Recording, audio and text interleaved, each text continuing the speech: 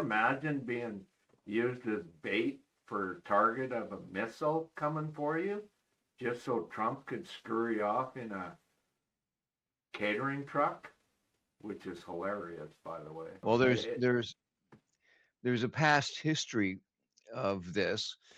The tip came from the Israeli intelligence, and of course, American intelligence were unable to confirm it. But what they did was they, obviously took it seriously. But you have to wonder who would have ever thought that it was kosher for one country to assassinate the leaders of another country. Like, who would have started that precedent with a kidnapping, Yeah, I don't know wiping out? the name Trump doesn't come to mind when it comes to assassinating leaders of countries just because he can instead of negotiating or cutting deals.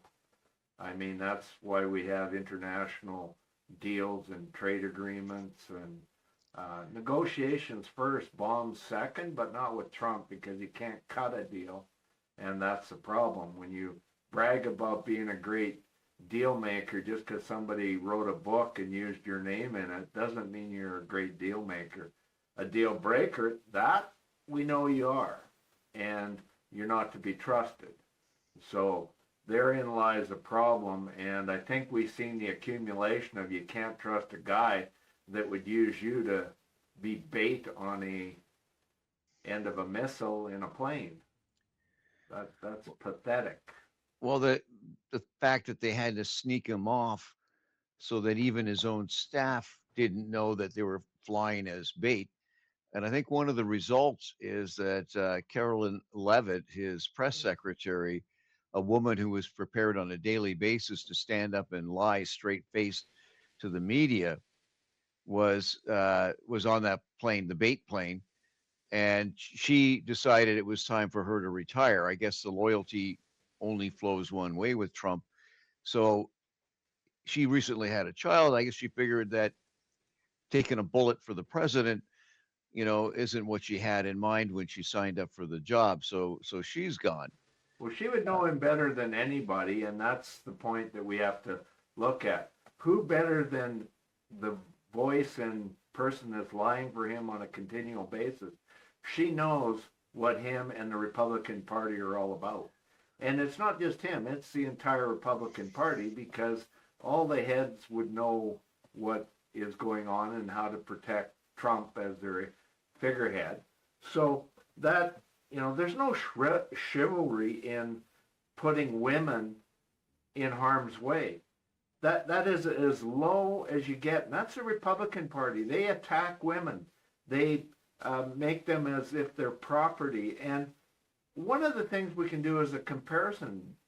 Bill Clinton had the same thing happen on a trip from India to Pakistan in 2000. And what was the first thing he did? He notified the press that was going to be on the plane about him having to switch and that there might be a threat, a credible threat to that plane. And one of the reporters was a woman, and he specifically went to the woman and showed that, this is what's going on to her. So she was fully aware of what was going on. And that, folks, is what should be done. Women should be protected at all costs, not under a Republican Party. This Republican terrorist party of the U.S.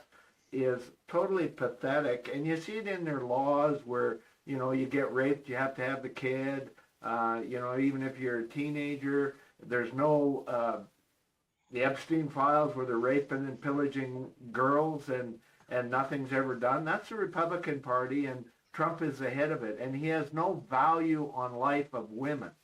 And that's something you could see in that decision not to notify the press that they were going to be used for targeting, and not having Caroline Levitt removed off the plane to protect her so that her kids wouldn't be motherless when the plane blew up, if it did. I mean, sending out reporters as sacrificial lambs to be targeted and blown out of the sky. How pathetic is that for a leader? Subscribe to the channel, give us a like, and please share the video. Don't be afraid to share this commercial with your friends too.